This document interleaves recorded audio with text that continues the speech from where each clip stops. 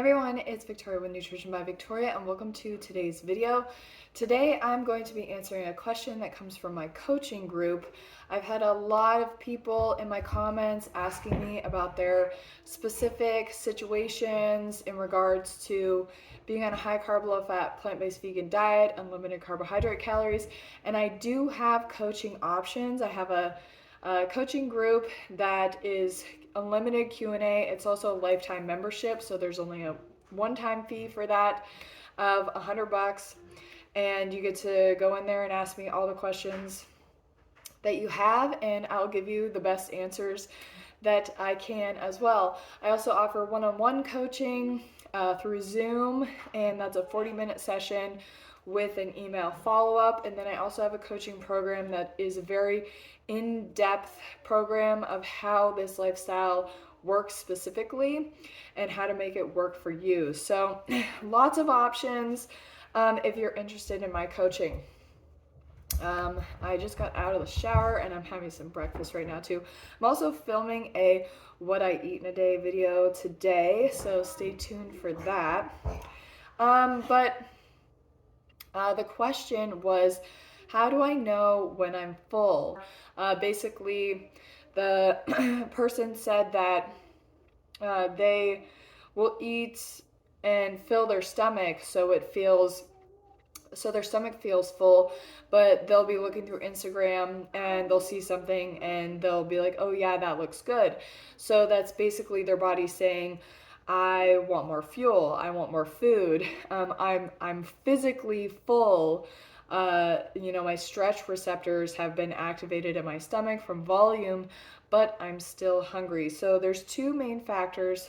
Hold on. Getting my sugars in because I did a run this morning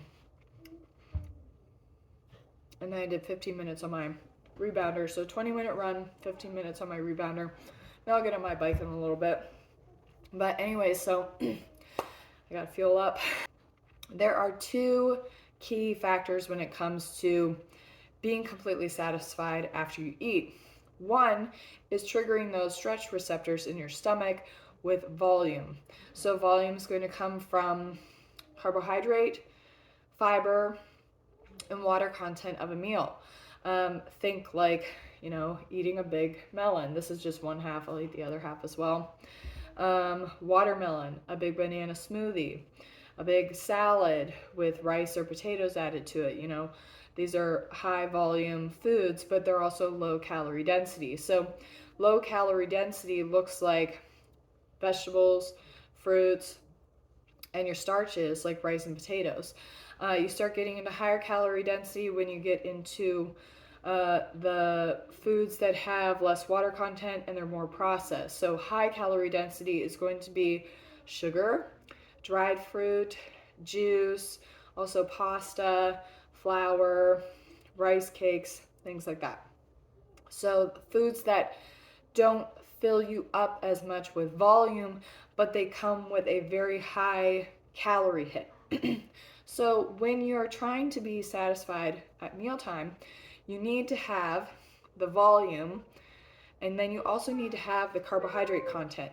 And because high volume foods are generally low calorie density, you have to pair high calorie density options with the low calorie density base of your meal, pretty much, because most high carb, low fat, plant-based vegan meals are going to be low calorie density base, fruit, starch, vegetables, right?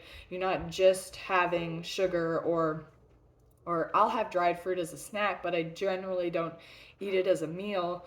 You want to be having 3 meals a day of high volume, low calorie density foods. They just happen to be low calorie density by default.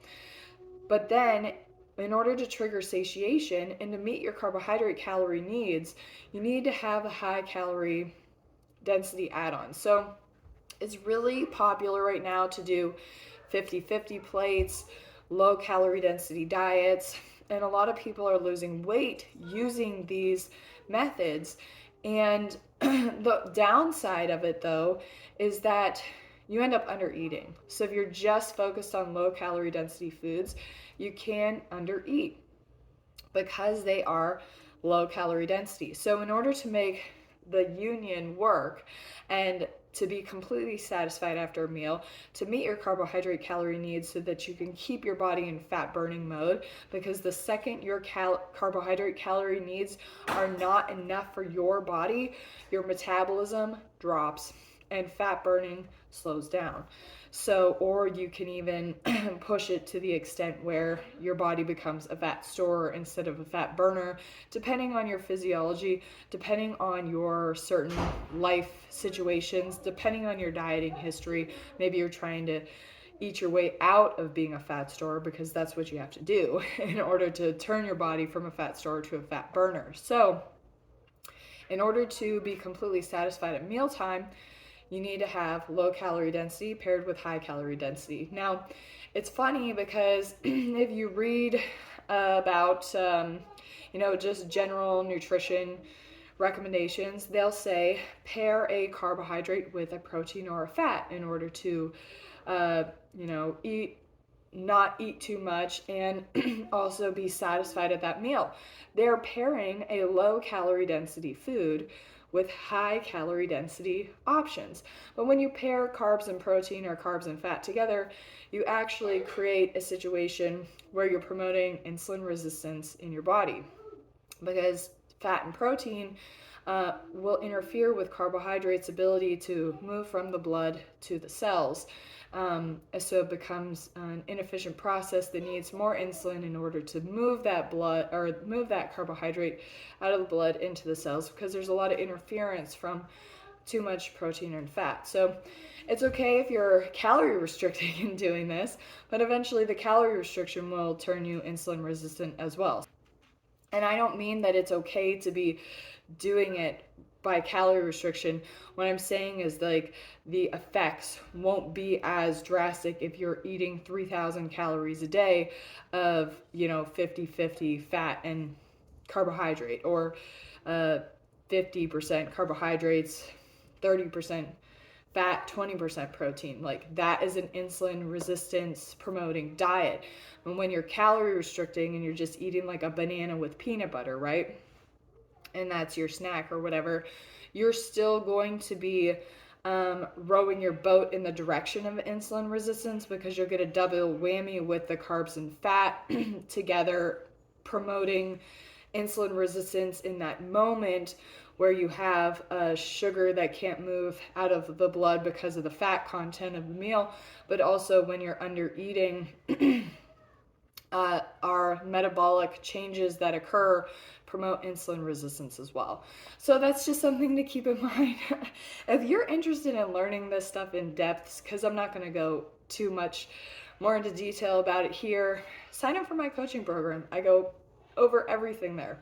Okay, so getting back to promoting satiation, my intention was of using that example of pairing carbs and fat together is you're pairing a low calorie density item with a high calorie density item. So when you pair a low calorie density carb with a high calorie density carb, like banana with sugar instead of banana with peanut butter, you actually are promoting satiation and encouraging insulin sensitivity, because now not only is it easier for that banana sugar to move from your blood to your cells, now you have extra sugar with it. And the more carbohydrate content of our diet, specifically simple sugars, the more insulin sensitive we can actually become. Percival Hemsworth determined this way back in the early 1900s. You can look into his work, where the more carbohydrates that were in the diet and the less fat and less protein, the more insulin sensitive somebody became.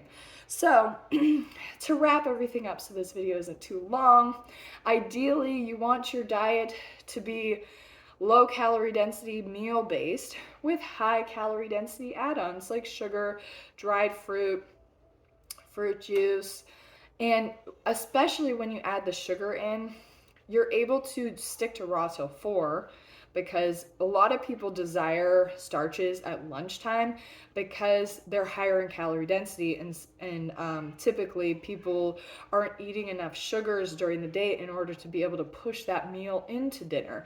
So by adding sugar to your fruit meals, it actually promotes satiation, gives you more energy, helps you be more productive during your day, and actually allows you to stick to more of a raw till 4 plan while being completely and utterly satisfied. So don't be afraid to add the sugar, don't be afraid to add the dried fruit, don't be afraid to add the fruit juice when you need it, and listen to your body. I say use sugar to taste. Use the high calorie density add-ons to taste, because then you're listening to your body. There's no objective measure for how much carbohydrate you need to eat every day. You just have to listen to your body and make the fat and protein content of your diet low, so you're not eating overt fat and protein foods like nuts, seeds, avocados, plant protein powders, mock meats, things like that. But you don't need those foods. Cut them out of your diet completely so you can have a baseline measure, or develop a baseline measure of how much carbohydrate you need to have in your diet, by then following your appetite and your satiety cues based on the low calorie density, high volume fruit and starch meals with your high calorie density add-ons of sugar, dried fruit, and juice added to meals when needed. Okay, that's it for today's video. Leave any comments or questions down below, and I'll see you guys next time. Bye.